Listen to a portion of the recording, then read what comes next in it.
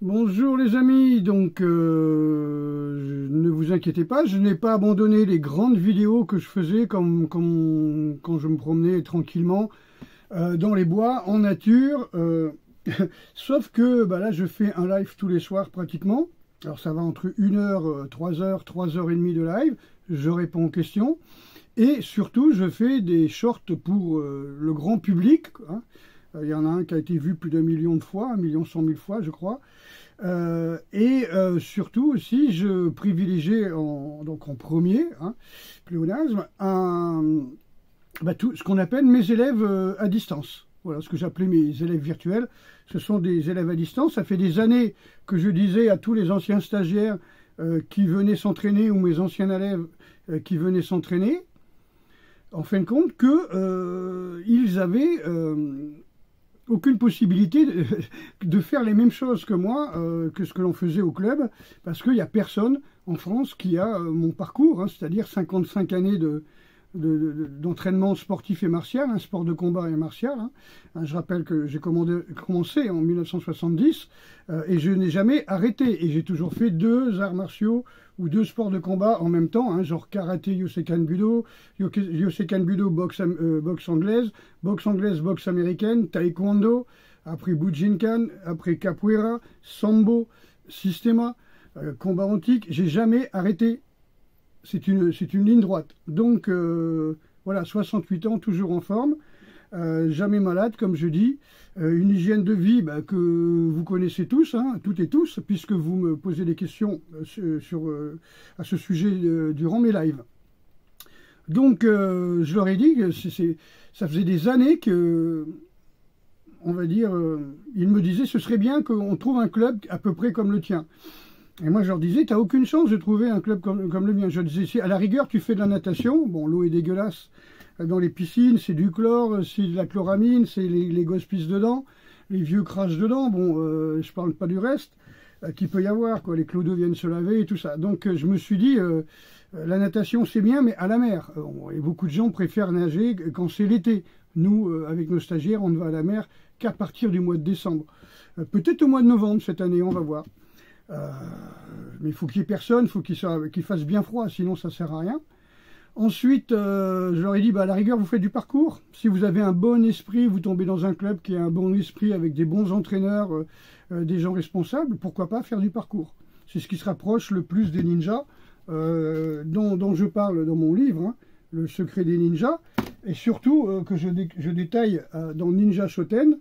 Vous trouvez ça chez lulu.com, hein, www.lulu.com. Là, Ninja Shoten, c'est vraiment un livre sur l'esprit du parcours, l'histoire du parcours et comment les ninjas pratiquaient le parcours. Hein. Donc là, c'est moi dans mes stages d'été, donc dans les années 90, où j'expliquais comment grimper, comment utiliser le matériel ninja. Voilà.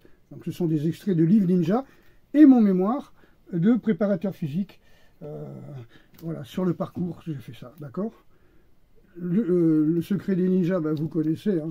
C'est comment les ninjas avaient une telle capacité physique, mentale et intellectuelle. Voilà, j'explique ça. Donc je leur ai dit, vous n'aurez pas l'occasion de pouvoir trouver, mais peut-être qu'un jour je ferai des vidéos. Alors on me disait, ouais, vas-y, quand est-ce que tu fais des vidéos? Et moi, je voulais pas faire des vidéos de cours. Mais en fin de compte, je voulais pas faire des vidéos de cours qui soient grand public. Et puis, petit à petit, on a trouvé la solution. On me disait, il faut aller sur Patreon, il faut aller sur je sais pas trop quoi. Bon, on a essayé plein de trucs. Ça marchait pas. C'était marqué voilà, un truc bizarre. Il fallait acheter des biscuits, des cakes, des cookies. Je sais pas trop ce que c'était. Donc, je pouvais rien faire de ce que je voulais. Et là, on a fait le truc un petit peu à l'ancienne, hein, c'est-à-dire je fais des vidéos tous les samedis et dimanches sur mes cours, et les gens, ils s'abonnent à mon club, comme s'ils étaient mes élèves. Évidemment, ils ne vont pas payer 40 € par mois, comme à peu près font mes élèves, ils vont payer 25 €. Et en s'abonnant à 25 € par mois, c'est-à-dire vous pouvez payer l'année en une fois à 300 €, ou bien vous pouvez éventuellement donner 25 € tous les mois. C'est-à-dire, vous m'envoyez, je vous envoie le RIB, hein, bien sûr, vous écrivez à le monde des arts martiaux @gmail.com, l'adresse du club, et moi je vous envoie le RIB du club, et vous m'envoyez un certificat comme quoi vous faites un don de 25 € mensuel permanent. Permanent, ça ne veut pas dire ad vitam aeternam, hein, ça veut dire simplement que quand vous en avez marre, vous arrêtez. Et quand vous arrêtez, ben moi je le vois bien, parce que sur les fiches du club de la banque, il y a le nom de toutes les personnes, voilà, comme ici, là, les noms de toutes les personnes qui ont donné. Donc j'ai une page exprès, voilà. Donc c'est sur le, voilà. Et ça, c'est le nom de toutes les personnes qui ont versé 25 €. Et donc, ils reçoivent toutes les semaines, eh bien, une à plusieurs vidéos. Ça peut être une vidéo de 10 minutes, une vidéo de 20 minutes sur une technique particulière ou un principe. N'oubliez pas que quand on parle de waza, ça veut dire capacité, pas forcément technique. Capacité qu'il faut acquérir pour réussir une technique. Et le nom de la technique renferme dans son nom l'esprit de la technique. Quand on dit coucou, par exemple, ça veut dire qu'on va agir sur l'espace très loin externe de l'attaque de l'adversaire. On va contourner, si vous voulez. Quand on parle de koukan, ça veut dire qu'on va pénétrer à l'intérieur de l'attaque, hein, de la distance entre l'adversaire et nous, si vous voulez. J'ai fait des longues vidéos pour expliquer les idéogrammes koukan, kou. Tout est marqué dedans, quoi. Donc il suffit de savoir lire et parler japonais. Ce que 99,9% des gens qui croient pratiquer un art martial japonais ne savent pas. Bon, ça c'est la première chose. Donc ils reçoivent toutes les semaines une vidéo sur un principe qu'on a travaillé au club, ou une vidéo d'un maître que je peux trouver aussi qui est intéressant, sur le même principe que mon système. Et puis vous avez bien sûr un texte ou 2 textes par semaine. La dernière fois, j'ai envoyé 3 vidéos et 2 textes, je crois. Donc, ce sont la dernière semaine. Donc, en fin de compte, c'est chaque semaine. Voilà, ça peut changer. C'est au moins un texte et une vidéo qui est privée. Donc, c'est pour vous. Voilà. C'est comme si vous aviez assisté au cours. Admettons, vous êtes blessé, vous regardez le cours passer. Voilà, vous voyez les principes, vous m'entendez donner des détails, voilà, vous prenez des notes, et vous filmez, vous rentrez chez vous. En gros, ça revient à ça. Sauf que c'est des gens qui sont loin et qui ne peuvent pas venir à mes cours, et donc ils ont droit à ces cours, on va dire, particuliers. C'est une façon de faire. Ça fait 15 ans qu'on me demande de le faire, et que moi je ne voulais pas, parce que je n'avais pas trouvé le système de faire des cours privés. Alors, ça peut être aussi bien des techniques du Bujinkan, donc avec l'état d'esprit Katsumi Sensei m'a enseigné en 2019, m'a fait enseigner par très haut en 2019, ou bien ça peut être du systéma, de la self-défense, du close combat, voilà, de l'acrobatie, ça peut être du durcissement, ça peut être du renforcement musculaire, ça peut être plein de choses qui vont vous permettre d'avancer dans votre pratique martiale. Donc ça c'est la première chose. Ensuite, deuxième chose, oui, mon système ADROB, pour ceux qui ne savent pas, quand je parle de close combat ou de self-défense, je parle de système ADROB, c'est-à-dire je prends les meilleures techniques ou le meilleur état d'esprit ou le meilleur feeling du ninjutsu, du Bujinkan Budo Taijutsu, du taekwondo, du karaté, de la capoeira, de la boxe américaine, du Seikan Budo, c'est-à-dire les arts que j'ai pratiqués, alliés aux arts français comme la canne-bâton ou le combat celte, combat bouclier-épée. Tous ces principes-là ont quelque chose de commun qui nous est utile, on va dire, dans une attaque de rue. Alors pourquoi je dis une attaque de rue? Parce que maintenant, pratiquement tout le temps, c'est des couteaux. Au minimum, c'est des couteaux. Comme disait un ancien ministre, ou un ancien ministre ou de l'Intérieur, quelque chose comme ça. Il disait que, en fin de compte, ça va être pire, ça va être de pire en pire. Et il expliquait que ceux qui insultaient maintenant donnent des coups de poing, c'est-à-dire ils vous tapent dessus à plusieurs. Ceux qui vous tapaient dessus, maintenant ils ont des couteaux. Ceux qui avaient des couteaux, ils ont des machettes. Ceux qui avaient des machettes, ils ont maintenant des pistolets. Et ceux qui avaient ou des bombes à gaz et des pistolets, hein. Ceux qui avaient des pistolets, ils ont des fusils. Ceux qui avaient des fusils, ils ont des kalachnikovs. Ceux qui ont des kalachnikovs, ils ont des AR-5.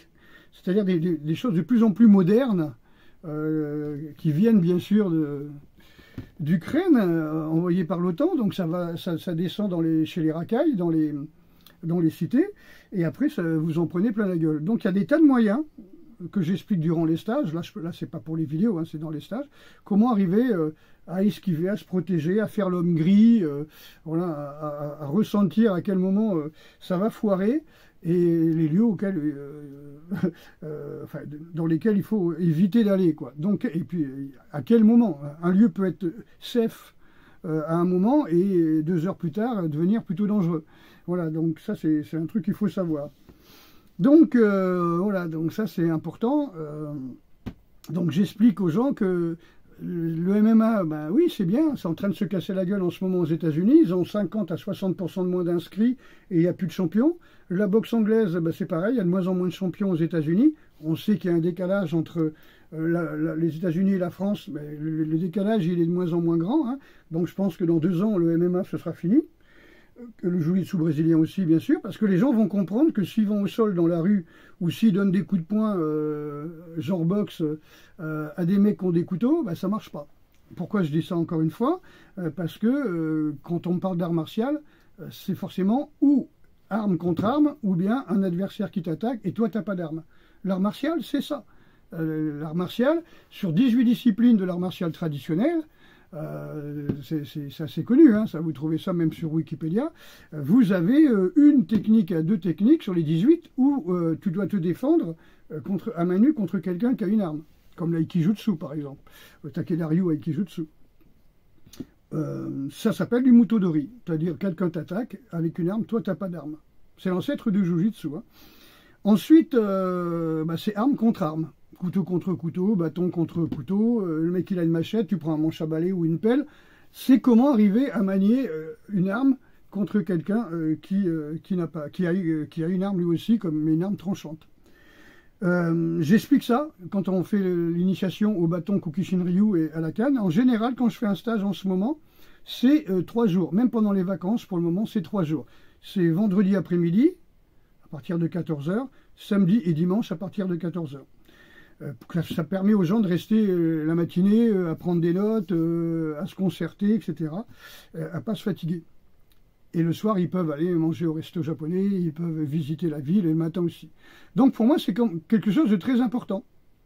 Donc ça sert à quoi? Ben, ça sert que maintenant, vous avez plus de chances de vous faire attaquer par quelqu'un qui a une arme à la main, plutôt, hop, c'est compris, j'ai plus de batterie, voilà, plutôt que contre quelqu'un qui va simplement vous insulter ou vous donner des coups de poing. Les gens vous donnent des coups de couteau pour rien, pour un regard, pour une clope, tu me prêtes ton téléphone, ou pam pam, 2 coups de couteau dans le dos pendant que tu lui tournes le dos.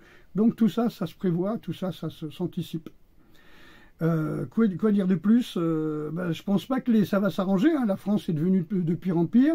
Le gouvernement fantoche commence à être une grosse fumisterie, hein, comme on dit. Hein. Quand un clown rentre dans un palais, c'est pas le clown qui devient roi, c'est le palais qui devient un cirque. Et ben là, on a un cirque, c'est la cour des miracles, avec des espèces de je ne sais trop quoi au gouvernement, avec pareil, des ministres, des machins, on ne sait pas d'où ça sort, on pense que c'est humain, mais je me demande, voilà, c'est pas terrible. Hein. Et puis, bah, ces gens-là sont drogués, ces gens-là sont alcoolos, ces gens-là sont tabagiques, ces gens-là sont perturbés, des perturbateurs endocriniens, se font injecter des hormones et tout, bref. Donc on est tombé sur des gens, je ne sais plus comment on disait, Quasimodo, tu vois, voilà, c'est presque des humains. Alors, ça risque de foirer à max, hein, donc je pense que tout est fait pour ça, hein, donc pour que l'article 16 soit évident pour la presse du monde entier, hein, voilà, c'est la merde en France. Hein. Bon, faut savoir que l'Espagne, le Portugal, comment on appelle ça, la Belgique aussi, sont restés presque un an sans gouvernement, et c'est là qu'il y a eu moins de chômage. C'est comme un jour où il y a eu la grève des médecins et la grève des pharmaciens, c'est là où il y a eu le moins de malades. Tu vois, parce que les gens, ben, au lieu de continuer à prendre des saloperies et qui les rend encore plus malades, ben, ils sont débrouillés à prendre des tisanes ou à rien faire. Et puis c'est passé tout seul, parce que le corps s'auto-guérit, hein, les amis, pour ceux qui ne savent pas. Sinon, comment on aurait fait, hein, depuis des millions d'années, hein. Donc, j'ai écouté tout à l'heure les prophéties la troisième prophétie de Fatima, qui est la même de la dame de Akita, de la Vierge d'Akita. Donc, ben oui, il faut se prémunir, il faut s'attendre au pire. Je pense qu'il faut s'attendre au pire. Voilà, alors je peux vous dire vite fait, hein, voilà, guerre civile en Europe, hein, c'est ce que je dis depuis quelques années. Hein, donc tout est fait pour mettre les musulmans contre les chrétiens, tu vois, c'est l'histoire du petit coq, hein, de Ramon Chava. Hein. Et puis, qu'est-ce que ça peut être, il disait que Marseille sera détruit en peu de temps, Paris périra, hein, les saisons seront changées, hein, il faut voir ça aussi, le feu tombera du ciel. La plupart de la population sera totalement anéantie. Hein. Les survivants en vivront les morts. Ça, c'est connu. Hein, les survivants en vivront les morts. Alors, on peut te dire que c'est telle personne ou telle personne ou telle personne qui a dit ça, les survivants en vivront les morts. Genre, s'il y a un feu nucléaire, les survivants en vivront les morts. En fait, le compte, c'est parce qu'ils avaient eu certainement ces présidents, comment on peut dire... accès au troisième secret de Fatima, hein, c'était 1800 et les poussières quand même. Hein. Donc on le savait. Voilà, la plupart de l'humanité sera détruite et les survivants en vivront les morts, sauf s'ils sont préparés, évidemment. Hein. Donc il y a tout un cas de préparation à faire. Que dire de plus, les amis? Avant que ma batterie ne tombe, je vous souhaite une très bonne soirée. N'oubliez pas de dire aux gens que vous aimez que vous les aimez.